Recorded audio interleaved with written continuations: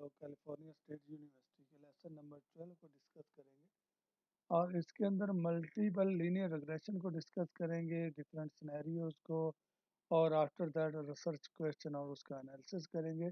अगर आपको इसका हैंडआउट्स और इसके डेटा सेट्स रिक्वायर्ड हों तो लिंक मेंशन है, लिंक पे क्लिक कीजिएगा और वेबसाइट ओपन होगी, वहाँ से इसके हैंडआउट्स भी मिल जाएंगे और इसका डेटा सेट भी मिल जाएगा। जब हम मल्टीपल लीनियर रिग्रेशन की बात कर रहे हैं तो multiple linear regression estimates the coefficients of the linear equations when there is more than one independent variables. Those best predict the value of the dependent variable. हमेशा याद रखिएगा मल्टीपल लीनियर रिग्रेशन में there will be more than one independent variable. और for example हम लोगों ने एक example को डिस्कस किया था सेल्स की लास्ट लेक्चर्स के अंदर। तो सेल के अंदर हम लोग जो सेल्स पर्सन थे उनके एक्सपीरियंस को मैनेज कर रहे थे। जिस सेल पर्सन का जितना ज़्यादा एक्सपीरियंस था उसकी सेल भी उसके अकॉर्डिंगली मैनेज हो रही थी। और इस डेटा इस सिनेरियो के अंदर जो पार्ट 3 लेसन नंबर 12 के अंदर हम लोग एक एक्स्ट्रा वेरिएबल एजुकेशन का ऐड करेंगे ताकि मोर देन वन वेरिएबल्स की बेस पे हम सेल्स को मैनेज कर सकें। तो अगर हम लोग उसकी प्रेडिक्शन करना चाहें on the basis of independent variable तो हमें इक्वेशन यूज करनी होगी z is equal to A X plus B Y plus C. तो इनकमिंग लेक्चर्स हम लोग इस इक्वेशंस को SPSS के अंदर on the basis of previous research results prove करने की कोशिश करेंगे। और इस मल्टीपल लीनियर रिग्रेशंस की जब बात कर रहे हैं तो सिनेरियो नंबर 1 में क्या है, a sales person total annual sale, the dependent variable can be predicted based on the independent variables such as age, education and years of experience. हम प्रैक्टिकली भी परफॉर्म करके प्रेडिक्ट करने की भी कोशिश करेंगे, मल्टीपल लीनियर रिग्रेशन के through analysis करेंगे और आफ्टर दैट उसकी इंटरप्रिटेशन करेंगे। और एग्जांपल नंबर 2 के अंदर हम लोग evaluate करेंगे, we will evaluate the student exam score means dependent variable on the basis of self study hours and academy hours means tuition hours. Self study hours and academy hours will be independent variables.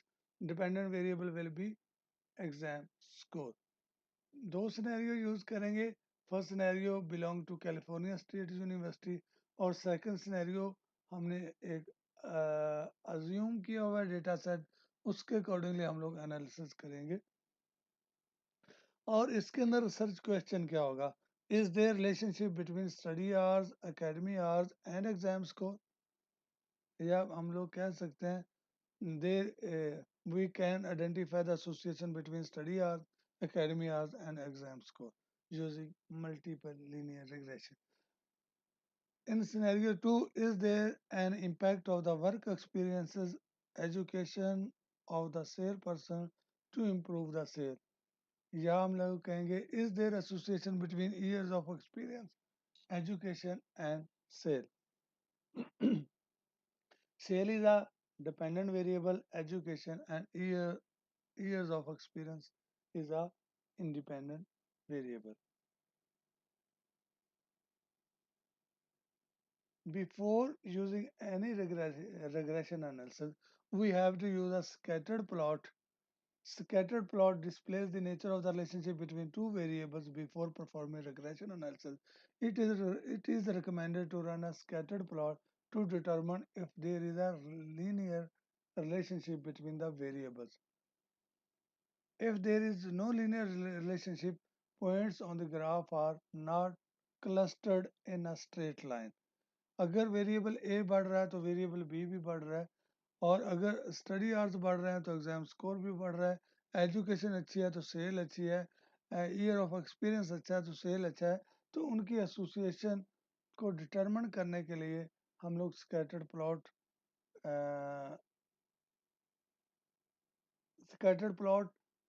Graph बनाएंगे और उस graph से भी हमें assessment हो जाएगी कि there is association और देयर इज नो एसोसिएशन। और इस एग्जाम्पल के लिए कैलिफोर्निया स्टेट यूनिवर्सिटी का क्वेश्चन है। हम लोग रिस्पोंडेंट से पूछेंगे total experience in years education of sale persons, 14-year education, 16-year education or 18 years of education। और सेकेंडली हम लोग उनके सेल के बारे में पूछेंगे। Previous sale, on the base of previous sale हम लोग एनालिसिस कर सकते हैं। और एक जो कॉमन एग्जांपल है जो हमने अज्यूम किया हुआ है, is there are relationship between study hours, tuition hours and exam score. हम रिस्पोंडेंट से पूछेंगे वीकली स्टडी आवर्स हर रिस्पोंडेंट के क्या थे, वीकली ट्यूशन आवर्स क्या हैं और उनकी एग्ज़ाम परसेंटेज क्या थी। तो फिर हम लोग उसका एनालिसिस करेंगे यूजिंग मल्टीपल लीनियर रिग्रेशन। और ये डेटा सेट है पार्ट 3 एग्जाम्पल का। इसमें आप देख सकते हैं एजुकेशन है, ईयर ऑफ एक्सपीरियंस है और लास्ट सेल है। तो year of experience and education are both independent variable, last sale is a dependent variable। हम लोग एनालिसिस करने से पहले स्कैटर्ड प्लॉट की बात की थी। तो हम लोग क्या करते हैं, लास्ट ईयर ऑफ सेल को स्कैटर्ड प्लॉट में लेंगे, ग्राफ में जाएंगे, लेक्सी डायलॉग्स और स्कैटर्ड डॉट। स्कैटर्ड प्लॉट के अंदर डिपेंडेंट वेरिएबल y है हमारा, x हमारा इंडिपेंडेंट वेरिएबल है। जस्ट ओके करेंगे तो ये हमारे सामने ग्राफ आएगा। और इस ग्राफ में आप देख सकते हैं कि जैसे जैसे हमारा ईयर ऑफ एक्सपीरियंस बढ़ रहा है वैसे वैसे ये डॉट ऊपर की तरफ जा रहे हैं, तो हमारी सेल भी बढ़ रही है। तो points are clustered around this line, तो we can say that there will be a association between year of experience and sale। Next हमारा था last sale, years of education. Just okay किया, ये ग्राफ बना। और स्टूडेंट यहाँ पर आप चेक कर सकते हैं कि 9 ईयर एजुकेशन है तो उसकी सेल यहाँ पर कहीं फॉल कर रही है इस डॉट के ऊपर। अगर उसकी सेल देखें 18 ईयर ऑफ एजुकेशन है तो यहाँ पर देखें सेल यहाँ भी फॉल कर रही है, यहाँ फॉल कर रही है। तो इसका मतलब ये हुआ कि जैसे जैसे ईयर ऑफ एजुकेशन बढ़ रही है वैसे वैसे उनकी सेल भी बढ़ रही है। बहुत ज़्यादा ग्राफ क्लस्टर नहीं around this line, but data increase हो रहा है on the basis of education. जब हम लीनियर रिग्रेशन की बात कर रहे हैं तो हम एनालाइज में जाएंगे, रिग्रेशन में लीनियर रिग्रेशन पे क्लिक करेंगे। तो यहाँ से हम लोग डिपेंडेंट वेरिएबल को ऐड करेंगे लास्ट ईयर सेल को, और दो जो हमारे टू इंडिपेंडेंट वेरिएबल्स हैं years of experience and years of education को जस्ट ऐड किया, ओके करेंगे तो ये हमारे सामने आउटपुट टेबल आया। इस आउटपुट टेबल को इंटरप्रेट करना बड़ा ही ईजी है, जैसा कि हमने प्रीवियस लेक्चर में भी लीनियर रिग्रेशंस के एनालिसिस के अंदर इंटरप्रेट किया था। हम लोग अनोवा टेबल को देखते हैं तो we always pick the probability value और that is 0.000। we can say that p is less than alpha, it means there is association between year of experience, education and say।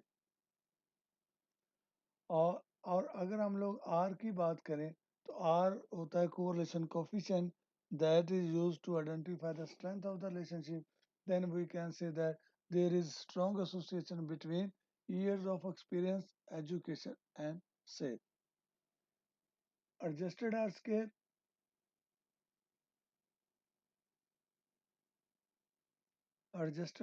हमारा 0.976 है और we can multiply this with 100, it will be 97.6%। then we can say that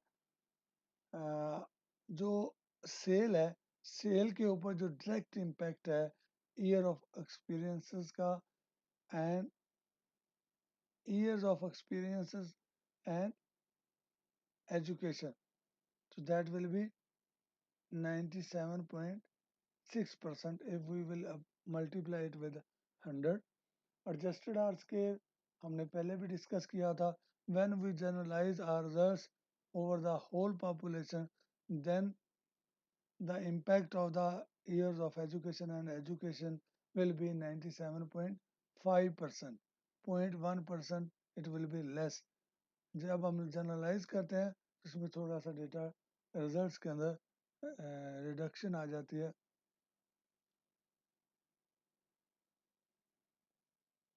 results के अंदर थोड़ी सी variation आती है.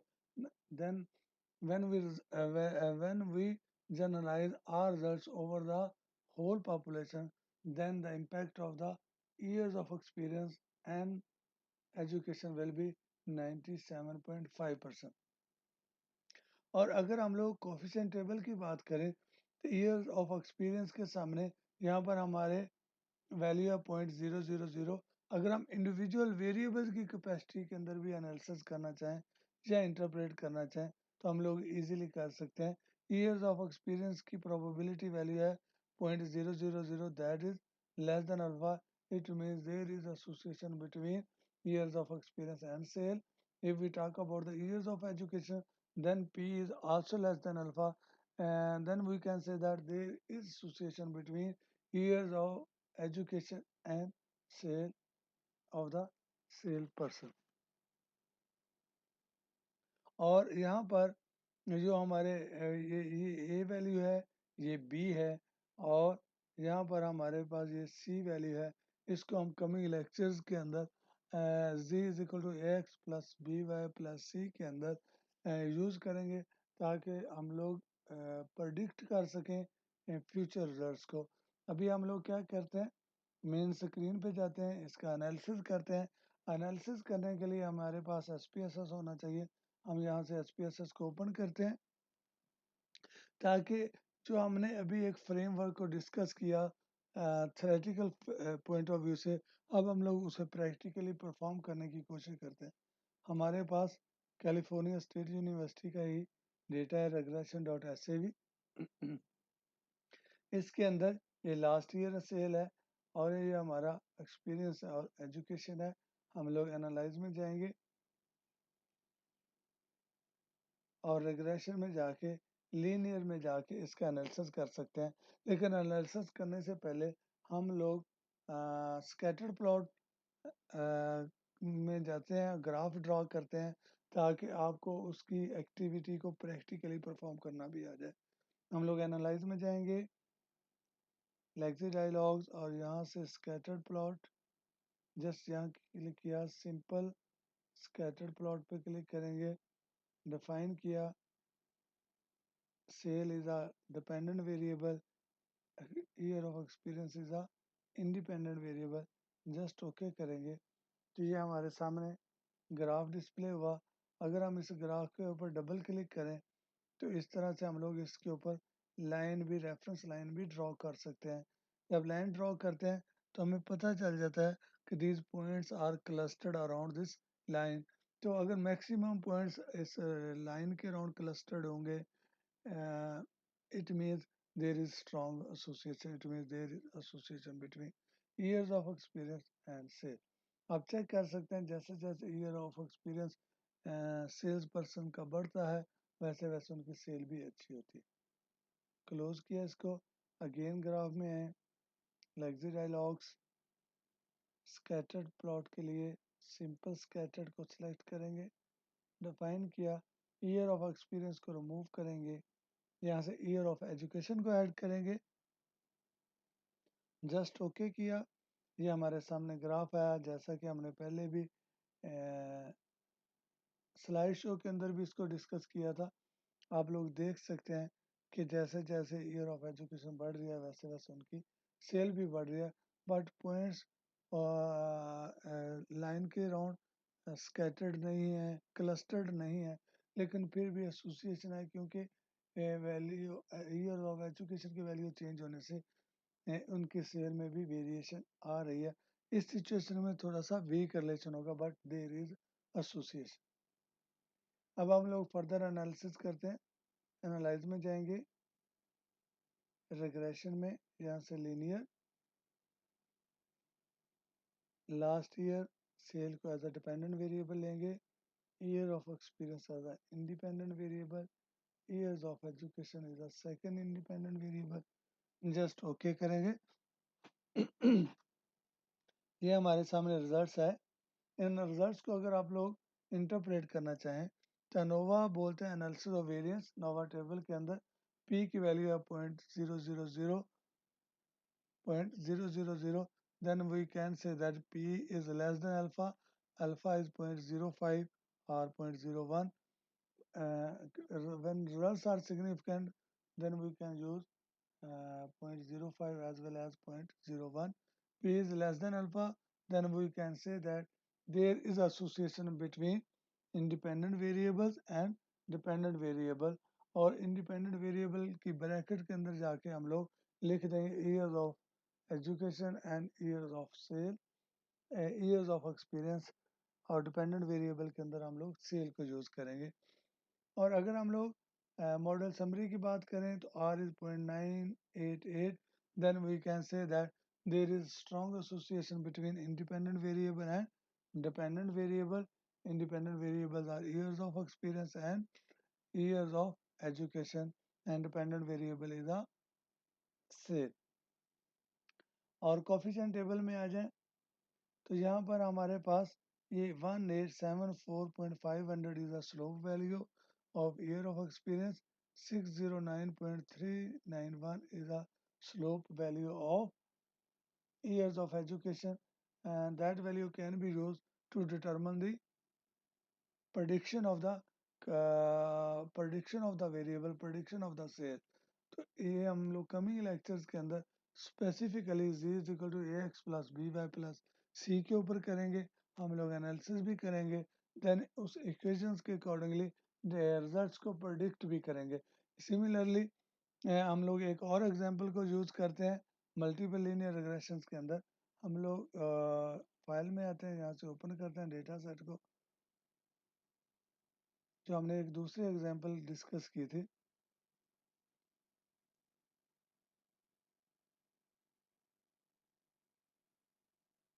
और इस एग्जांपल के अंदर हमारे पास एक वेरिएबल है स्टडी आवर्स और एक वेरिएबल है एकेडमी आवर्स और ट्यूशन आवर्स, और third variable is exam score. अगर एक student weekly 24 hours self study करे और 12 आवर एकेडमी जाए तो उसके 71% मार्क्स बनते हैं। और अगर एक student weekly 10 hours self study करता है, 6 आवर्स ट्यूशन पर जाता है और उसके मार्क्स आ रहे हैं 52%, तो हम लोग एनालिसिस करके इनके एसोसिएशन चेक करने की कोशिश करते हैं। These two variables are independent variable and exam score is a dependent variable। Analyse में आएंगे,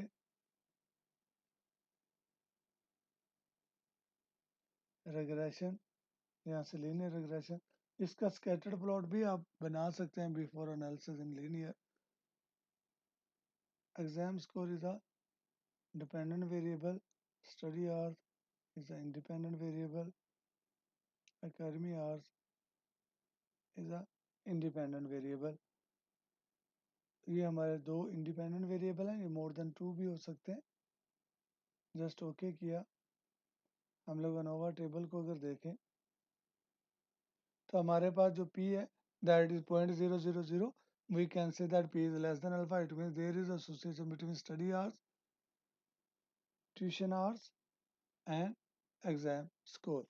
और हम लोग अगर R को देखें तो R is also called correlation coefficient that is used to determine the strength of the relationship, then we can say that there is strong association between study hours, tuition hours and exam score।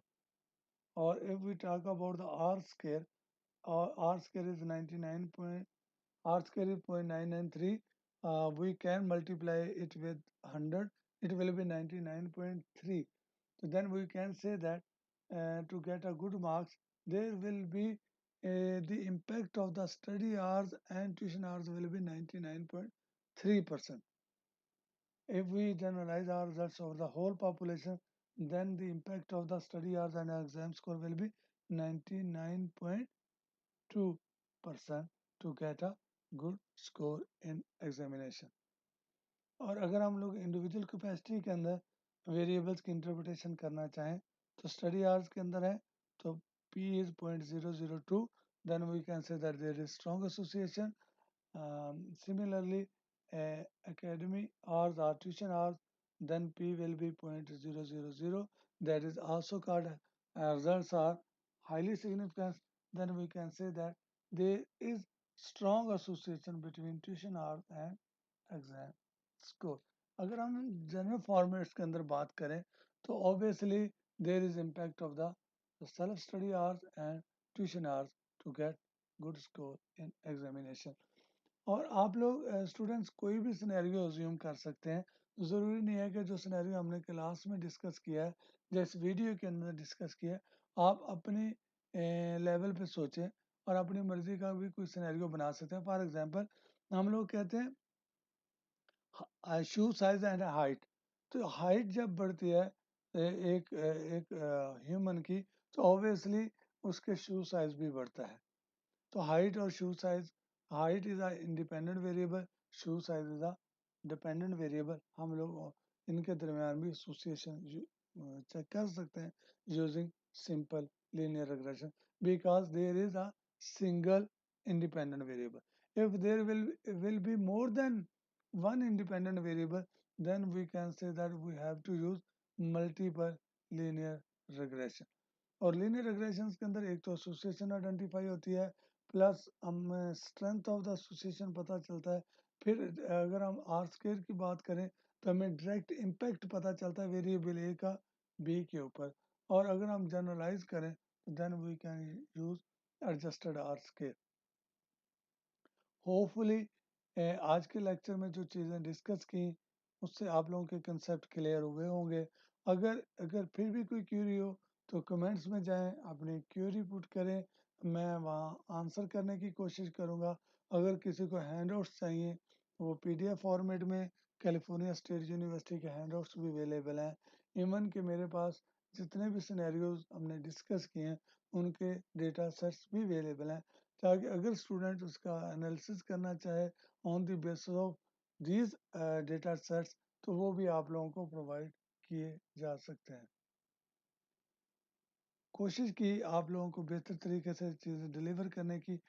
अपना feedback ज़रूर दीजिएगा ताकि चीज़ों को बेहतर से बेहतर किया जा सके. Thank you.